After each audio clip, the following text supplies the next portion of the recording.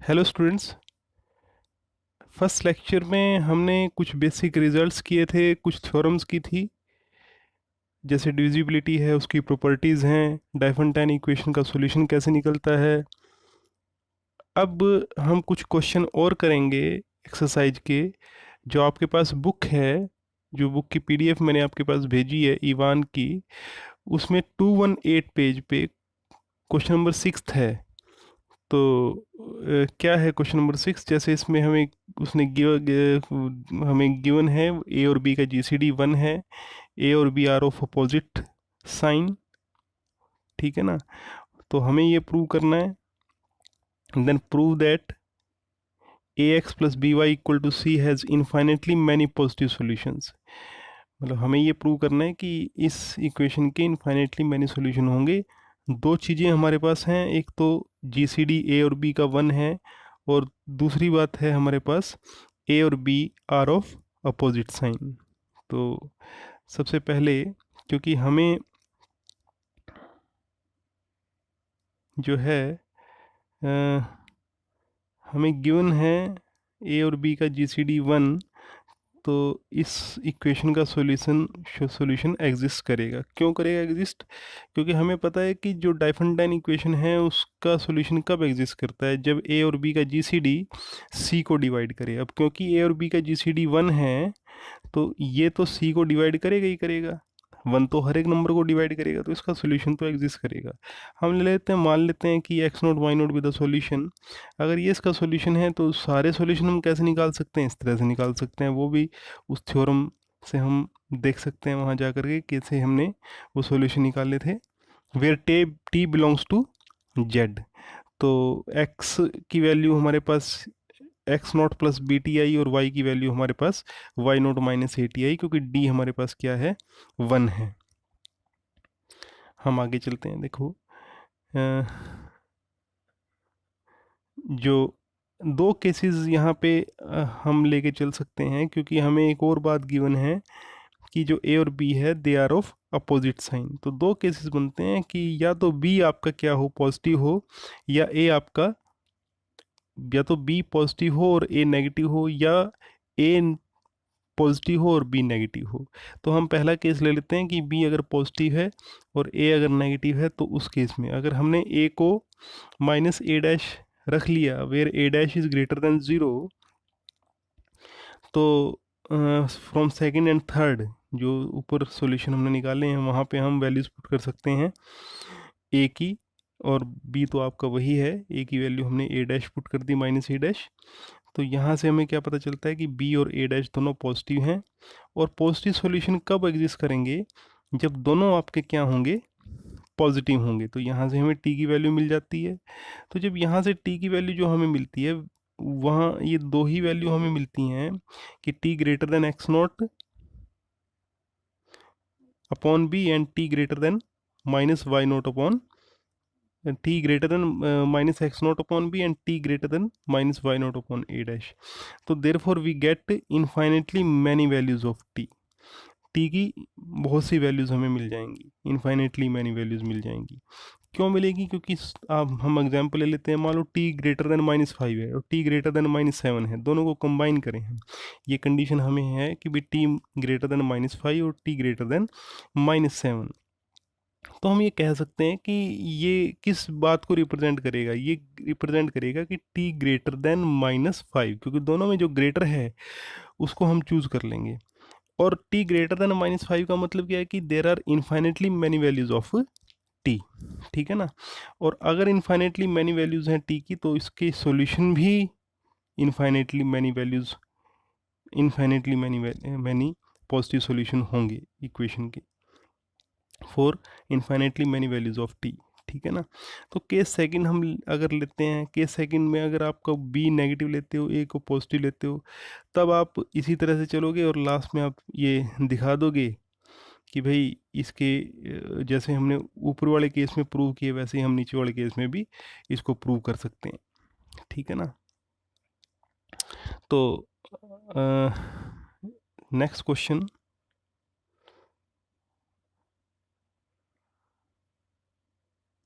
हाँ जी, question number 7। Page number 219 पे। हमें उसने ये कहा है कि भाई a b c they are the positive integers, prove that there is no solution of ax plus by is equal to c in positive integers if a plus b is greater than c। अगर a plus b c से greater है तो इसका solution positive नहीं होगा। तो हम एक काम कर लेते हैं, हम मान लेते हैं कि भाई जो a plus b है वो ग्रेटर देन c है, और suppose if possible x naught y naught with the positive solution of ax plus by is equal to c in positive integers. हमने ये मान लिया कि पॉजिटिव सॉल्यूशन उसका एग्जिस्ट करता है और वो x नॉट y नॉट है। तो x naught greater than equal to 1 होगा, y नॉट भी आपका ग्रेटर देन इक्वल टू 1 होगा, ठीक है ना। तब ax plus b Y note किसके इक्वल होगा, सी के इक्वल होगा, क्योंकि एक्स नोट वाई नोट दोनों उसके सॉल्यूशन हैं। हम एक काम करते हैं कि जो ये इक्वेशन है आपकी थर्ड इक्वेशन है, इसको दोनों तरफ आप एक्स नोट को मल्टीप्लाई कर देते हैं ए से और वाई नोट को मल्टीप्लाई कर देते हैं बी से, और क्योंकि दोनों पॉजिटिव हैं तो इनक्वालिटी के ऊपर कोई फर्क ना पड़ेगा। दोनों को हमने ऐड कर दिया, ऐड करने के बाद जो राइट हैंड साइड है वहाँ हमें ए प्लस बी मिलता है।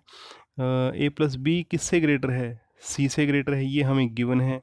तो अल्टीमेटली इनक्वालिटी हमें मिल जाती है कि a x not plus b y not is greater than c, which contradicts the equation 4, जो 4 को कॉन्ट्राडिक्ट करता है, इस इक्वेशन को कॉन्ट्राडिक्ट करता है। Therefore our position is wrong.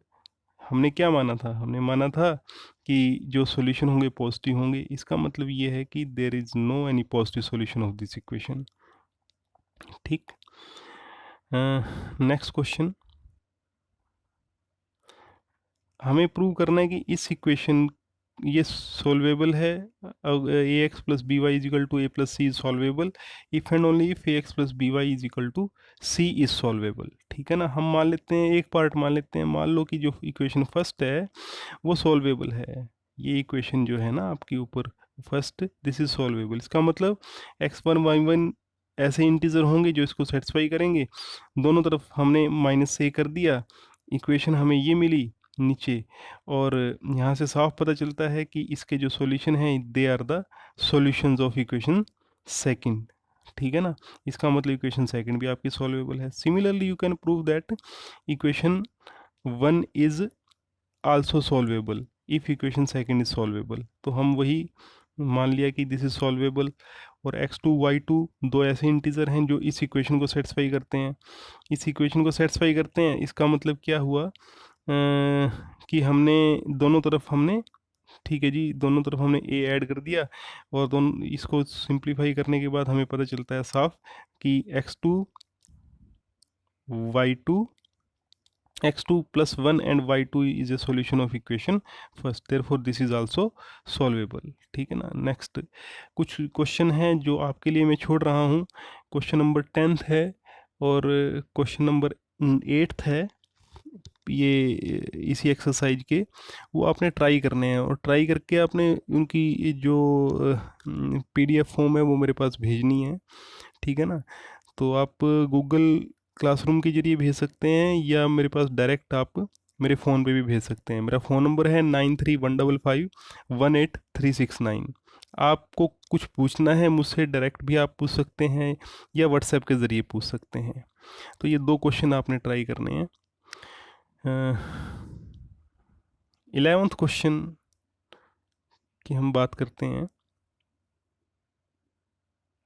हाँ जी, ये क्या कहता है कि अगर a x plus b y equal to c has 2 solutions x not y not and x1 y1 where x1 is 1 plus x not and a b का GCD आपका 1 है, तो हमें प्रूव करना है कि b आपका क्या होगा, प्लस माइनस 1 होगा।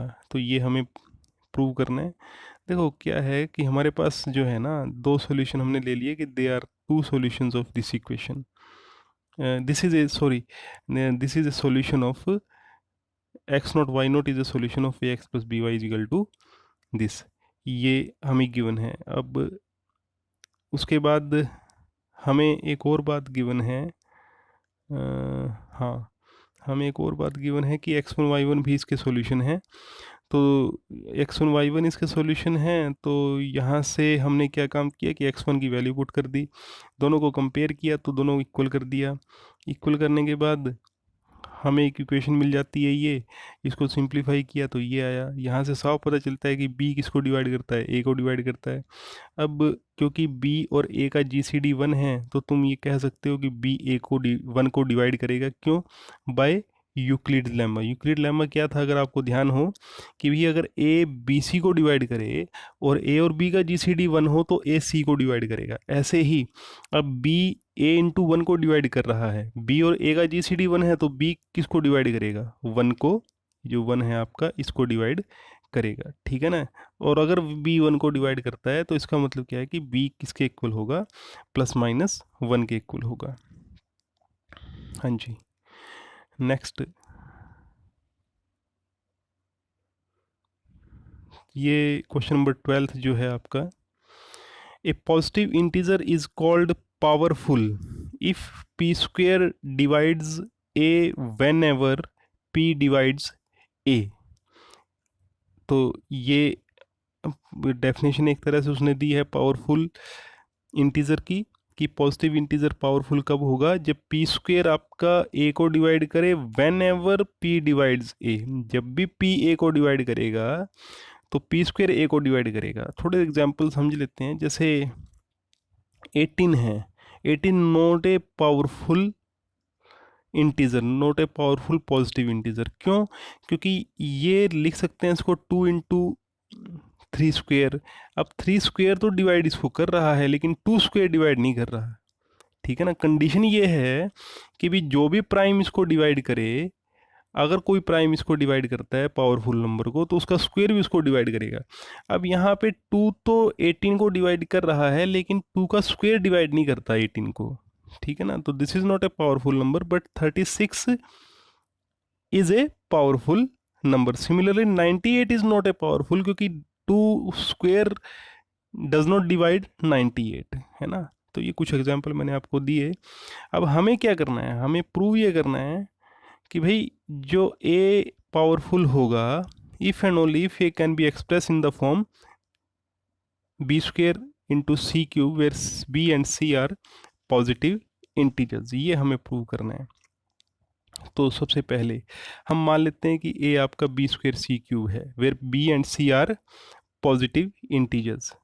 तो हमें एक बात पता है, अगर आपको ध्यान हो, आपने बीएससी सेकंड सेम में एक रिजल्ट पढ़ा होगा, एक थ्योरम पढ़ी होगी कि अगर कोई पॉजिटिव इंटीजर है greater than 1 then that can be uniquely written in the form of this form, this canonical form. ठीक है ना। एन को आप p1 raise to the power k1, p2 raise to the power k2 and pr raise to the power kr की form में लिख सकते हो, जहां pi क्या है, they are prime, and ki's क्या है, they are greater than equal to 1 for all i lies between 1 and r। ये एक रिजल्ट है। किसी भी नंबर को आप इस फॉर्म में लिख सकते हो। जैसे ये आपने देखा होगा 36 ऊपर साइड में, 36 को हमने 2 का स्क्वायर और 3 का स्क्वायर लिखा। यहाँ प्राइम क्या क्या है, 2 और 3 है। ठीक है ना। p1 यहाँ 2 है और p2 यहाँ पे 3 है। ऐसे कोई भी नंबर है उसको आप प्राइम फैक्टराइजेशन की फॉर्म में लिख सकते हो। ठीक है ना। तो चल इसी कारण जो हमारे पास b और c हैं, जो ये b और c हैं हमारे पास, इन दोनों नंबर्स को हमने प्राइम फैक्टर के प्रोडक्ट के रूप में लिख लिया। b को हमने मान लिया कि p1 raise to the power k1, p2 raise to the power k2 and pr raise to the power kr, और c को हमने ये ले लिया q1 raise to the power l1, q2 raise to the power l2, qs raise to the power ls। p1 p2 pr and q1 q2 qs they are prime numbers. ठीक है ना। और ये ki's और li's जो हैं उनके लिए कंडीशन ये है कि i lies between 1 and r and j lies between 1 and s। एल जेज के लिए, के आई और एल जेज के लिए दे आर पॉजिटिव इंटीजर्स। अब क्या है कि जो ए में वैल्यूज पुट कर लेते हैं हम इन दोनों की, वो हमने वैल्यू पुट कर ली बी और सी की। ठीक है जी। उसके बाद क्या है, यहाँ से साफ पता चलता है कि पी आई स्क्वेयर आपका ए को डिवाइड कर रहा है, क्यू जे स्क्वेयर आपका ए को डिवाइड कर रहा है। Whenever P I divides A and Q J divides A, क्योंकि एक में स्क्वेयर है एक में क्यूब है, तो साफ पता चलता है कि ए इज पावरफुल। कन्वर्स पार्ट, हम मान लेते हैं कन्वर्स में कि भाई ए जो है वो आपका पावरफुल है, तो हमें ए को दिखाना है कि B square into c cube दिखाना है। अगर ए पावरफुल है तो ए को हमने लिख लिया a is equal to p one raise to the power alpha one and so on p r raise to the power alpha r, where alpha is greater than equal to one, greater than equal to two, i lies between one and r, and p i are primes where alpha e belongs to Z. ऐसा क्यों? क्योंकि a powerful है, क्योंकि कोई भी इसका prime factor अगर होगा तो उसका स्क्वायर भी इसको डिवाइड करेगा, इसलिए अल्फा आई जो है यानी कि प्राइम फैक्टर की जो पावर है that should be greater than equal to two, दो या दो से ज़्यादा होगी। तो ये आया पावरफुल होने के कारण। दो केसेस राइज होंगे। पहला केस तब है जब सारे अल्फा आई आपके इवन हो। अगर सारे अल्फा आई इवन हैं तो अल्फा आई को 2k लिख लिया हमने फॉर सम इंटीजर के आई भी lies between one and r, और सारे अगर अल्फा आई इवन है ऐसे लिख लिया हमने क्या काम किया कि जितने भी अल्फ़ा वन अल्फ़ा टू और अल्फ़ा आर हैं उनकी वैल्यूज़ पुट कर ली। अब इसको हम इस तरह से भी लिख सकते हैं, ठीक है ना। और जो साथ में अगर हमारे पास वन है, वन को मैंने लिख लिया वन क्यूब, तो अगर मैं कंपेयर करूं इसको तो b की वैल्यू मुझे ये मिलती है और c की वैल्यू मुझे ये मिलती है। मतलब ये आपका a किसके इक्वल हो गया? a आपका हो गया B square into c cube के इक्वल। यही हमें प्रूव करना था।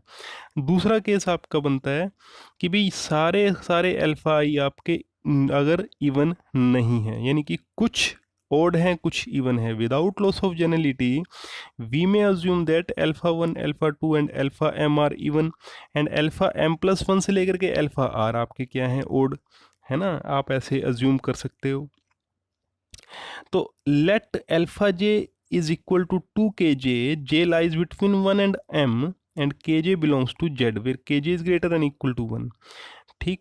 और alpha t is equal to 2nt plus 3 for all t lies between m plus 1 and r where nt belongs to z and nt is greater than equal to 0। तो ये जो बात है वो हमने किया कि कुछ हमने ओड ले लिए कुछ हमने इवन ले लिए, उनको नीचे रिप्रेजेंट भी हमने कर दिया कि भाई ओड को हम कैसे रिप्रेजेंट कर सकते हैं 2nt प्लस 3 की फॉर्म में। Every odd number can be represented. हाँ, एक बात यहाँ मैं बता दूँ आपको कि यहाँ nt है that should be greater than equal to 0 और जो kj है that should be greater than equal to 1। ऐसा क्यों? क्योंकि जो ओड नंबर है वो 3 भी हो सकता है ना। अगर वो 3 है सपोज, तो nt को क्या होना पड़ेगा? 0 होना पड़ेगा। और इस तरफ हमने ग्रेटर देन इक्वल टू 1 इसलिए लिया क्योंकि अगर 0 ले लेंगे तो यहाँ 0 आ जाएगा, और जो 0 हो नहीं सकता है, अल्फा जे आपका 0 हो नहीं सकता, ठीक है ना।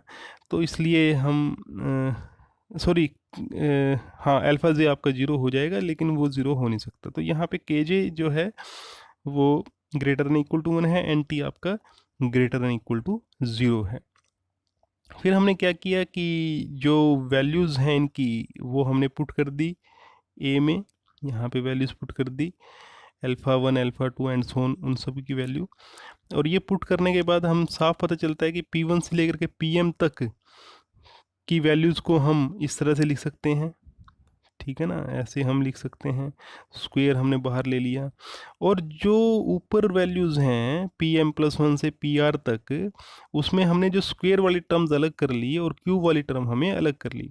फिर हम क्या करेंगे कि ये जो दोनों है ना, इन दोनों को कंबाइन कर देंगे, इन दोनों को हम कंबाइन कर देंगे। कंबाइन करने के बाद हमें ये मिलता है, स्क्वायर मिलता है, और इस तरफ हमें क्या मिलता है? इन सब का क्यूब मिलता है, ठीक है ना। तो यहाँ से आपको b square into c cube मिलता है, where b is equal to this and c is equal to this. अगर कंपेयर करेंगे तो जो रिज़ल्ट हमें प्रूव करना था वो हमें मिल जाता है। कुछ बेसिक कंसेप्ट्स हैं कॉन्ग्रुएंस के, वो आपने पढ़े थे बीएससी सेकंड सेम में, तो वो जो कंसेप्ट्स हैं वो हम सभी एक बार देख लेते हैं, दोबारा रिवाइज कर लेते हैं। देखो ए और बी अगर दो पॉजिटिव इंटीजर हैं, एम अगर सॉरी ए और b they are two integer, m is a positive integer such that m divides a minus b, या हम ये भी कह सकते हैं m is a divisor of a minus b, then a is set to be congruent to b modulo m and is expressed as a congruent to b mod m और a minus b congruent to zero mod m। इसको हम ऐसे express कर सकते हैं। मतलब सीधा सा साफ है कि अगर दो इंटीजर्स हैं हमारे पास, एक पॉजिटिव इंटीजर है, एक इंटीजर दूसरे के कॉन्ग्रुएंट मोड m कब होगा, जब m a माइनस बी को डिवाइड करे। जैसे एग्जांपल हमारे पास हैं ये कि 1 कॉन्ग्रुएंट टू 7 मोड 3, क्यों 3 divides 1 minus 7, also 7 congruent to 5 mod 2, क्यों क्योंकि 2 डिवाइड्स 7 माइनस 5, एंड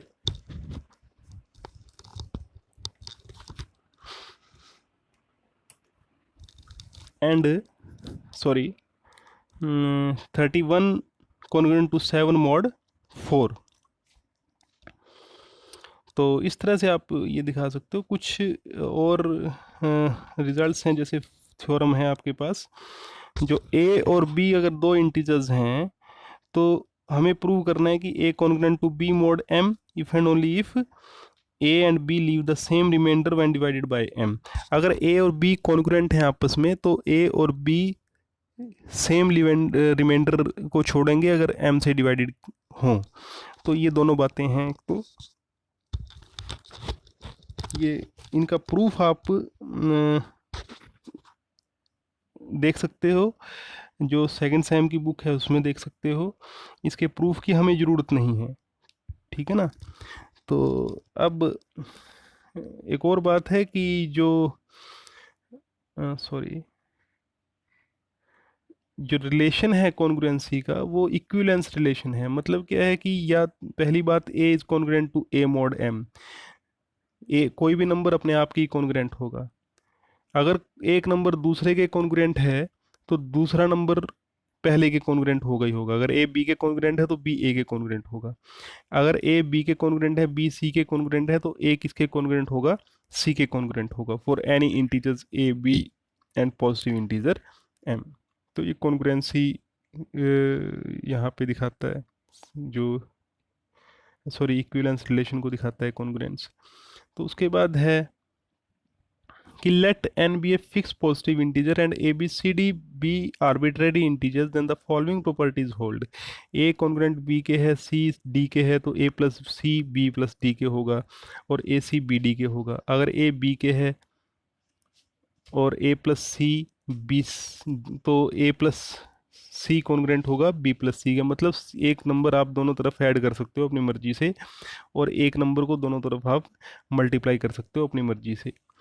तो हाँ, उसके बाद है अगर ए बी के कॉन्ग्रुएंट है तो a raise to the power k congruent होगा b raise to the power k for any positive integer के।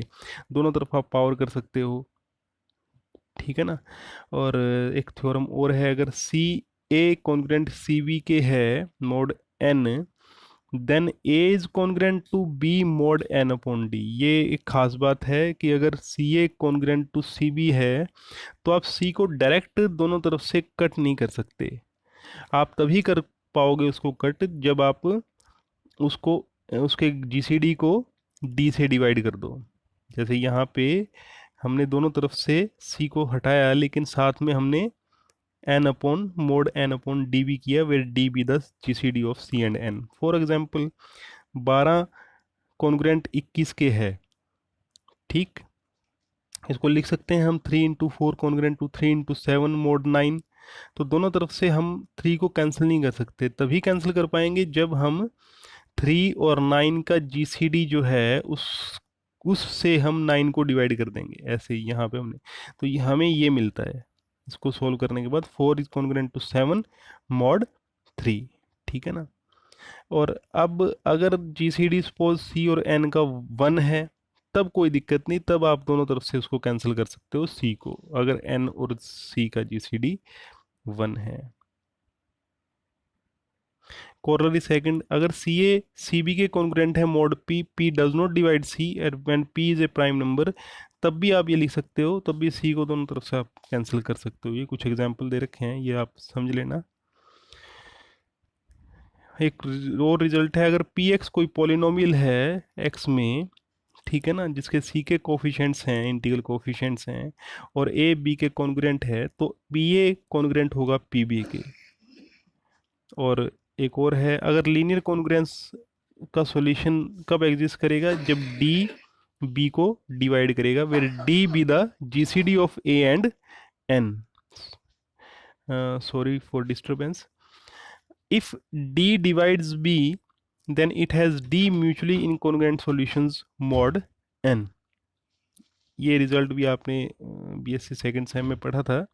ये कुछ रिजल्ट्स हैं जिनके प्रूफ की हमें ज़रूरत नहीं, सिर्फ वो रिजल्ट्स हमें पता हों। एक चाइनीज़ रिमाइंडर थ्योरम है, वो चाइनीज़ रिमाइंडर थ्योरम में अगर साइमल्टेनियसली लीनियरली साइमल्टेनियसली इक्वेशंस हैं हमारे पास, ठीक है, उनका हमें कोई सॉल्यूशन निकालना है, और कंडीशन ये है कि n1 से लेकर के nr जो हैं, इन सब का जो आपस में जीसीडी है, where i is not equal to j, this is equal to 1, ये हमें गिवन है। तो इसके सॉल्यूशन जो होंगे which is unique modulo n, इसके सॉल्यूशन एग्जिस्ट करेंगे। फॉर एग्जांपल, ये एक एग्जांपल हमें दे दिया, ठीक है ना, इसमें 3, 5 और 7 का GCD 1 है आपस में, किन्हीं दो का GCD 1 है, तो इसका जो सॉल्यूशन होगा वो 23 with the solution of this equation, ठीक है ना। तो आज फिलहाल इतना ही। इसको आप ध्यानपूर्वक पढ़ें भी और समझें भी। कोई दिक्कत आए, जैसा मैंने आपको कहा, आप मुझसे पूछ सकते हैं। Okay, thank you.